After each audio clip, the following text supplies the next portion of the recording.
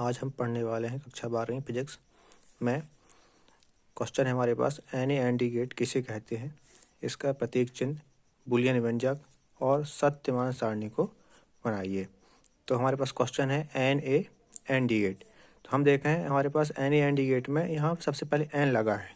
तो यहाँ पर जो एन लगा है, एन का मतलब यहाँ है नॉट गेट, और ये हो गया पूरा हमारे पास एंड गेट। मतलब दो गेटों को मिला करके ये बनता है N A N D gate. इसकी परिभाषा क्या दी गई है कि जब एंड गेट के निर्गत को, ठीक, एंड गेट के निर्गत को नॉट गेट के निवेशी के साथ जोड़ दिया जाता है तो प्राप्त गेट को N A N D gate कहते हैं।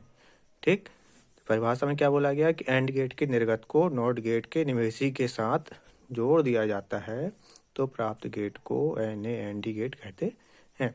इसका हमारे पास लॉजिक प्रतीक है N A N D gate का। यहाँ पर दो निवेशी सिग्नल है, N A N D gate का ये बनाया गया है और नॉट गेट का ये हिस्सा आगे का ले लिया गया है और वाई निर्गत सिग्नल दे दिया गया।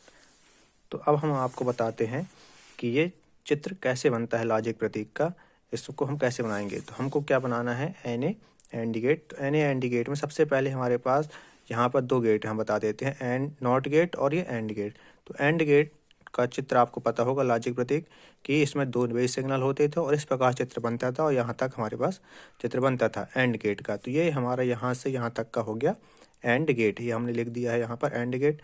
उसके बाद यहाँ पर क्या हमारे पास नॉट गेट। तो नॉट गेट का आपको चित्र पता होगा कि उसमें एक निवेशी होता था और एक निर्गत सिग्नल होता था। तो हमने ये यहाँ से ये नॉट गेट यहाँ तक बना दिया। ठीक, मतलब एंड गेट के आगे आपको नॉट गेट लगाना है। जब हम इन दोनों चित्रों को जब मिलाएंगे तब हमारे पास ये इस प्रकार से चित्र बन जाएगा। ये हमारे पास दो निवेश सिग्नल, यहाँ तक हो गया एंड गेट, और नॉट गेट का हमने सिर्फ ये आगे का ये चीज़ ली है, ये हमने यहाँ पर इसको ऐड कर दिया है, जिससे ये पूरा हमारे पास बन गया लॉजिक प्रतीक N A N D gate का। इसके बाद आता है बुलियन व्यंजक। बुलियन व्यंजक, इसका सूत्र बनता है y बराबर a इंटू बी, ऊपर प्रतिलोम का चिन्ह। ये कैसे आता है इसके बारे में आपको बता देते हैं। चूँकि हम जानते हैं एंड गेट का लॉजिक जो बुलियन व्यंजक होता है y बराबर a इंटू बी होता है, और नॉट गेट का हमारे पास जो बुलियन व्यंजक है y बराबर a प्रतिलोम। क्लियर। तो जब हम इन दोनों को मिलाते हैं तो हमारे पास बन जाता है y बराबर a इंटू बी प्रतिलोम। क्लियर। तो ये हमारे पास बन गया बुलियन व्यंजक y बराबर a इंटू बी प्रतिलोम। अब आती है इसकी सत्यमान सारणी। तो सत्यमान सारणी बनाने के लिए आपको क्या करना होगा, ए को आपको 0 सिग्नल देना होगा और बी को भी आपको 0 सिग्नल देना होगा। क्लियर है।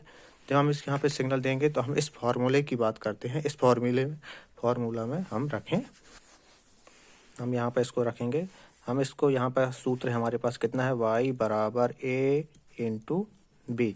ठीक, उसके ऊपर ये प्रतिलोम का चिन्ह है, इसको भी हल करेंगे। तो हमने a को कितना सिग्नल दिया है, यहाँ पर 0 इंटू का चिन्ह हो गया, b को हमने कितना सिग्नल दिया 0, तो 0 0 इंटू 0 कितना हो गया 0।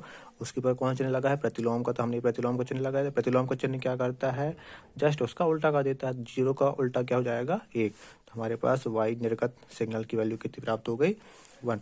इसी प्रकार से अब हम क्या करेंगे, यहाँ पर a को 0 सिग्नल और b को 1 सिग्नल देंगे। तो हम यहाँ पर वैल्यू रखते हैं, a को हमने कितना दिया 0 और b को हमने यहाँ पर कितना दिया 1।